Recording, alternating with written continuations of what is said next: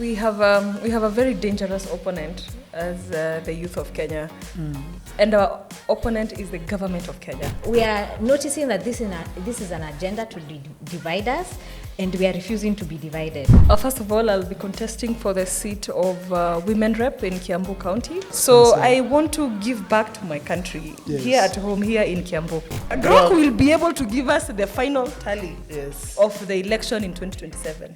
Whether IEBC is chaired by Ruto's wife or his children or whoever, we do not care. They'll just be there to see us do exactly that.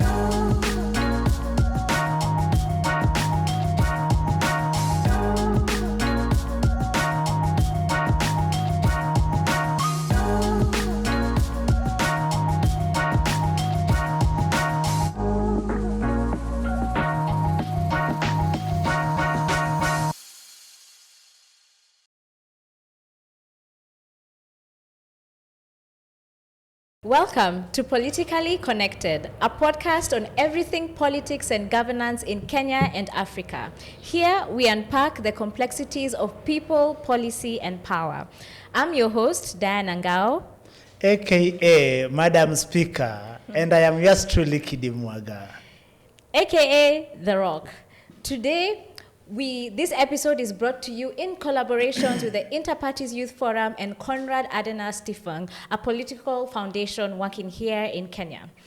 Now, we have a very important conversation. If you guys have been following Politically Connected, you know how passionate we are about youth participation in political processes. And we have a very special guest here, a lady who is a firebrand in politics and youth participation in politics.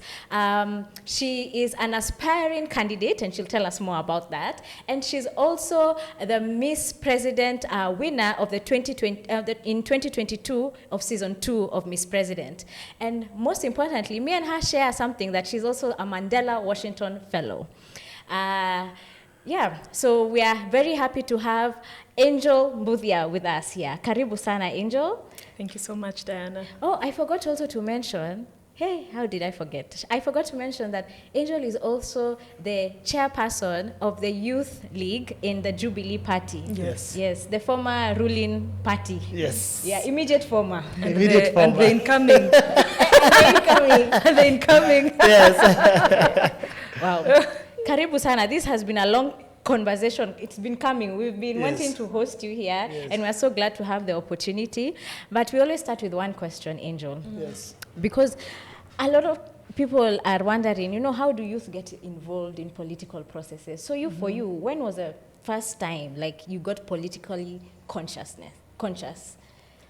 I think that draws me back to when I was a teenager. Mostly, I didn't think I would be here today, and I wanted to become a journalist. Oh. So I was very active in the press club, in school, in my high school, and I knew I was tailored to become the next Julie Gishuru or Lilian Muli.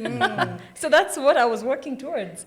And so I worked very hard and made sure I got into the University of Nairobi. And then that's where I was pursuing now my degree, that I discovered that I'm not just passionate about communication, but I'm also good at communicating issues. That's when we were having our elections for class rep in first year. And because I was very active in class, I would answer questions, I would ask questions, because I want to be a better communicator. So then my friends told me, by the way, Angel, we think you need to become a class rep. The way you're so active, everybody knows you. You attend class. You know, when you're in first year, you're very proactive and you're excited to be in uni. Main character energy. Yes, main character vibes. Yes. I was feeling all the energy in the room. And then that's when I was like, okay, I can try that. It looks exciting. So that's when I raised my hand and I offered myself to be the class rep. Oh. In one of the units that we were pursuing. I was class rep for the economics class in the university class of, we were between 2014 and 2018. Okay. So I was class rep for my first year, and that's when I would, students would come to my class, aspiring students in Sono, now when we were in first year. And then they would ask who is the class rep. Then they would come to me, and then they'd tell me, I would like to come to your class and ask for votes. So I would be like the middleman. The middleman. So I would call them when the class is full. I give them a chance to speak. And that's when I was like, okay, you guys are doing this. I think I can also do it. Yeah. And that's when I went now from just being a campus representative to a SONU contendant for academic affairs secretary. Oh, wow. Yeah. Did you get the seat? Yes, I did. And I also went ahead to become vice chair. And my chairman was Babu Owino, so very exciting. Very Small exciting world. times. Yeah. You know what we are learning here? We have had other guests, and it seems that Soni is the birthplace of a lot of political leaders. Yes, You know, yes. we also had Honorable Mkunji, and Yes. he was also saying, you know, the student leadership is what also propelled him to thinking about Yes. joining the political. Yes. Okay, nice. Angela Mbuthia, chairperson, Jubilee Party. Today, Interparties is grappling with the idea of genuine cross-party collaboration. What has been your experience in regards to cross-party collaboration, and to what extent has it helped perfect the story of our political governance? I think Kenya's political ideology is driven by a lot of group politics. So for you to win election, ever since we had the 2010 constitution, it anchors political parties very strongly, because it shows that for you to get 50% plus one to become president, you cannot do it as an individual, no matter how popular you are. At least that we have seen over the years. Maybe in future we'll have something different where a single political party will be able to just take over without forming coalitions, but that has been the idea since the birth of the 2010 constitution. So it largely has to do with that. Yes. Because if it was first man past the post, then that would be a different conversation, and that is what we saw during Moi's time. Yes. And I think that's the idea. The formulators of the drafters of our constitution thought that you need to have that coalition or coalescive strategy so that we can have a better united Kenya. Yes. So, and that is where now young people need to also look at it and look at the concept of political parties. Yes. I think they are very important for young people to recognize that, yes, we can have a sort of activism, Yes. but at the same time, leadership and governments in Kenya or across the world are gotten through political parties. And with time, we'll get to see the flaws that are there in political party system in Kenya, because first of all, having your own political party is more difficult than starting a pork business in Coast. It is more difficult. I mean, having a political party is quite a difficult task from the processes I have seen. Yes. When I see parties like ODM, Jubilee, UDA, it's so difficult. Of course, you can't forget Kanu. Even Mheshimiwa, Kanu. Even Mheshimiwa Kalonzo here, who just spoke to us, and having Wiper, my hats are off to the party leaders and the party leadership, because it's not very easy. So that is where young people also need to come in. We have the energy and the capability that we can take over these political parties. Yeah. We can be the mainstream players of political parties. But now our problem comes when we are talking about voting, because over the years we have seen that young people are not popular with voting. Yes. In the last election, from the 100% of youth voters, only about 50 to 60% voted, or even not even 60%, just slightly over 50. And you see, politicians, political parties are a marketing company, so to say. They're like an advertising company. Yes. We are going to take our candidate to where the votes are. And if the youth don't have the vote, then why are we wasting our candidates' time by taking them there? Yes. Let's spend more time with women. Yes. Let's spend more time with council of elders. Yes. Let's spend more time with business people, So that's where you go down to the basics of elections. Yes. Yeah. So when we are now wanting to come together as young people from different political parties, I think it's a very noble idea, Yes. Especially coming after our very critical Gen Z protests, and showing that young people have the might. Yes. Right now, maybe unless we push a little harder, we're forming a political party and starting from afresh is not easy. But I suggest that we take over the ones that are existing because they are there and they don't belong to anybody. Wonderful. Yeah. I actually even just wanted to pick your mind about that. Since you joined Jubilee Party, I'm of the opinion that a lot of these political parties are not also evolving as our political, or rather as the moment requires. So we have this large youth bulge and youth who are more educated and more informed, and they want to participate in making decisions. But we have political parties that put youth at the wings. So I wanted to, when you are saying that we should dominate political parties. Now my question really is in terms of your journey in Jubilee till the point that you got into the chairperson of the Youth League. Speak to us about the journey and let us know how did you navigate even collaborating with other Youth League leaders in the political space? Was it tough? Are people open to it? Do party leaders tell you, Apana, you stay on this lane? We'd like to understand what are those intricacies in terms of collaborating with other individuals in political parties, and of course your journey through Jubilee. In Jubilee, I think I'm quite privileged to be the chairperson of the Jubilee Youth League, especially at a time when the voice of the youth is louder than ever before. Yes. Yeah. So it gives me some certain privileges, even when we are in a party leadership conversation, and the youth aspect has not been taken care of, then we just disband the meeting and everybody goes home. Because I mean, what are we discussing if we are not discussing the issues to do with youth? Yes. If we are not putting the youth at the center of the party, then what are we saying to the things that we have been fighting for? Because in 2023, that's when I was elected by the delegates of Jubilee to become their chairperson, and around May, June, that's when we had the finance bill protest, the very first ones, the cost of living protest. Yeah. That was my introduction or my induction into the political party system. Now, not just as a member who is just a member, but now someone who is a critical player. Yeah. So now I got into the gist of seeing what issues are like, fighting for issues, not in civil society, but in a political party system. We went to Kamkunji grounds and we spoke to Kenyans. We had the Tuesday maandamanos of Zakai wa Shuke, you know, and the sufuria movie, we wore sufurias. You guys laughed at us. kumbe nini yenu ilikuwa motoni. Chuma chetu ilikuwa motoni. Mnatucheka. Kumbe we were just warming up the ground for you guys, for all of us, I mean.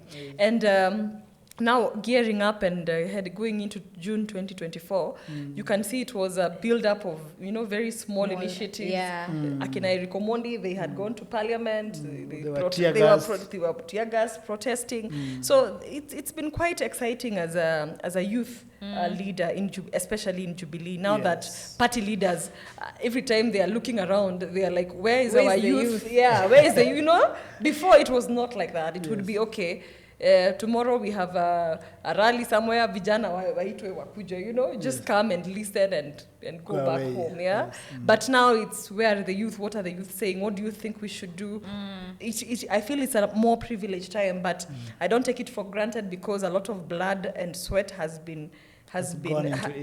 gone into it for many people over the years. I appreciate the effort, and I think now that the baton is with us, I think it's we have a very higher calling to ensure that we maintain the tempo and we take it even to a higher level. I think that is the biggest task that we have ahead as a generation of interparty youth leaders. Yes. And what is your take? Because in some experiences, members of youth leagues also face political animosity. I mean, among collaborating with, let's say you're collaborating with KANU, you're collaborating with PLP, there's also a bit of political animosity.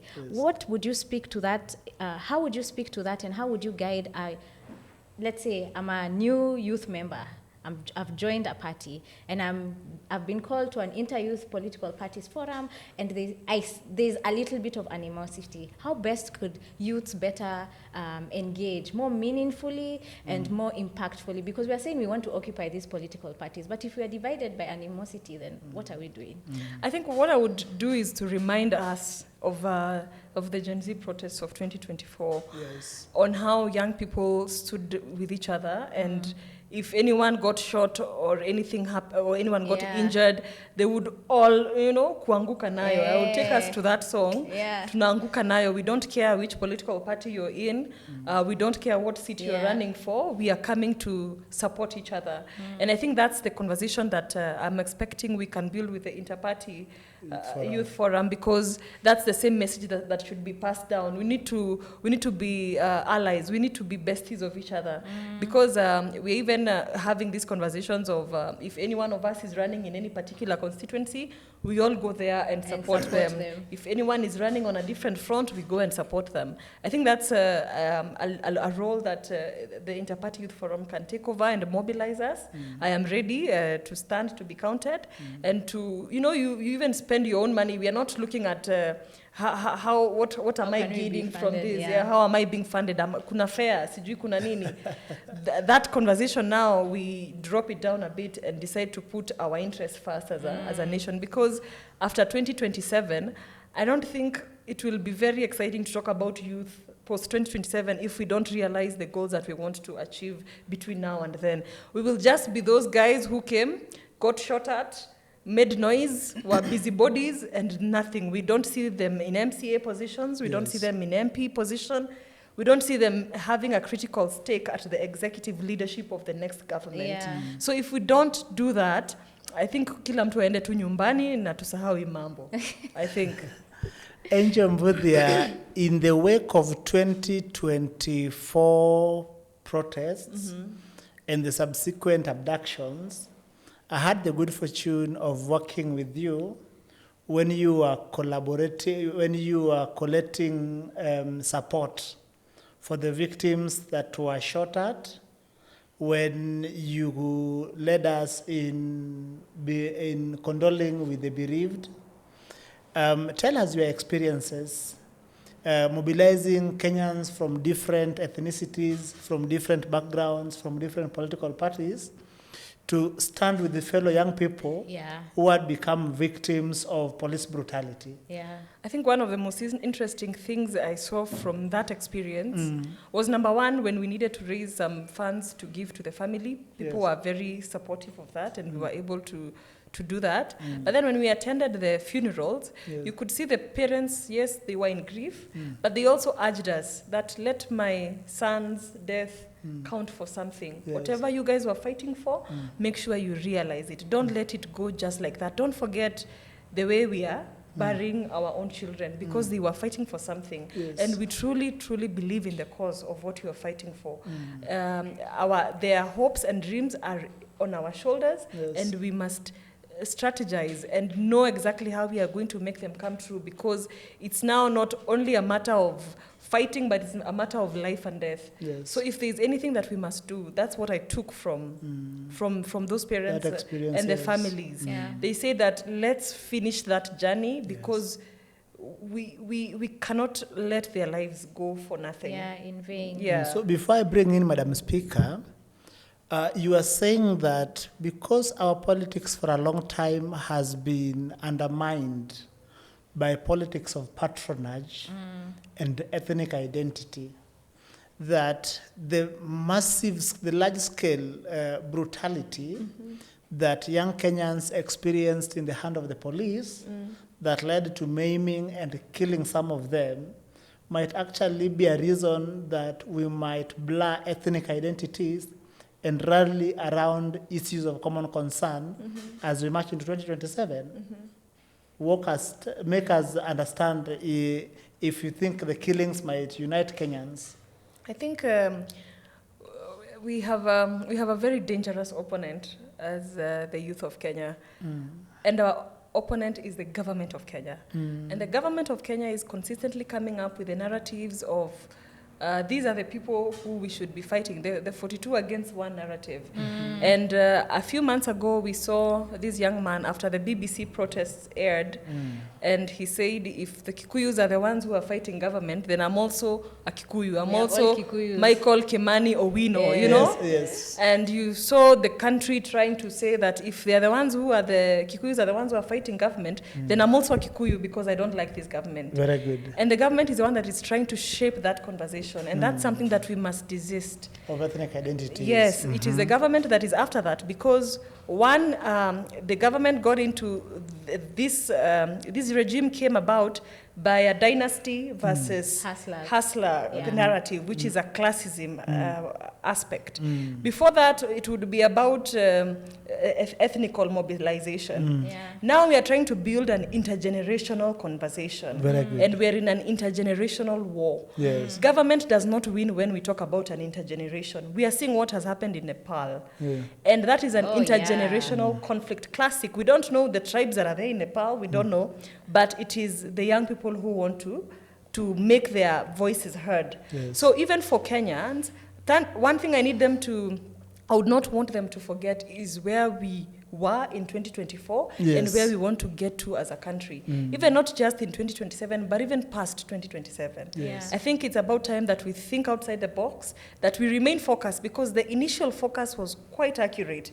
And I hope that we can maintain that already. We don't need to reinvent the wheel. Yes. The ethnic mobilization is a government strategy. It's a government agenda, and we must desist from that. We must resist it. And we must reject it. I really like what you're saying, because, you know, funny enough, 2027 will be 20 years from 207, where 207 was another time where we saw a dark history of Kenya, where there was a lot of ethnic mobilization, and it was an us versus them.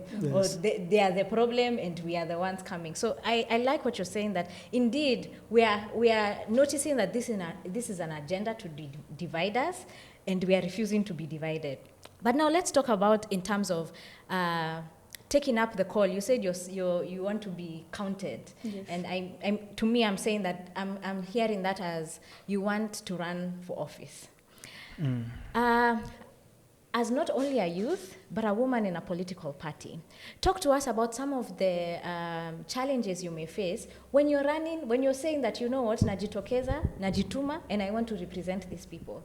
In the age, especially now that we want to break this status quo of political patronage, of tribes and things, how has been your experience, since you have said that utasimama, in terms of breaking some of those negative political cultures against women and against youth in your political party?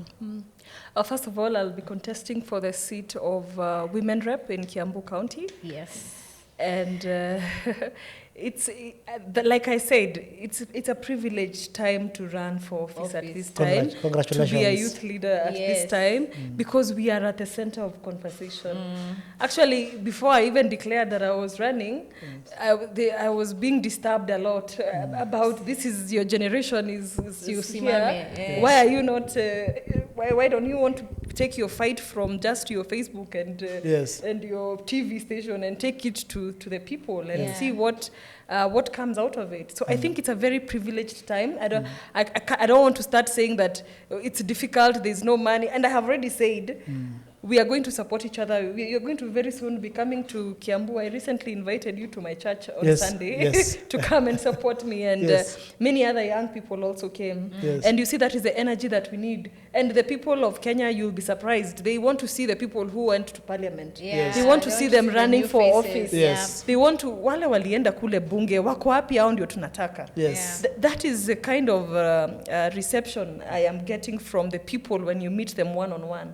When they see you with your rugged jeans, with your with your unmarital, non-marital status, Before it was so much. So hard for a young person. You went up on a bling bling. Sasa wako like, dereni shukishe hii ndio stage yangu.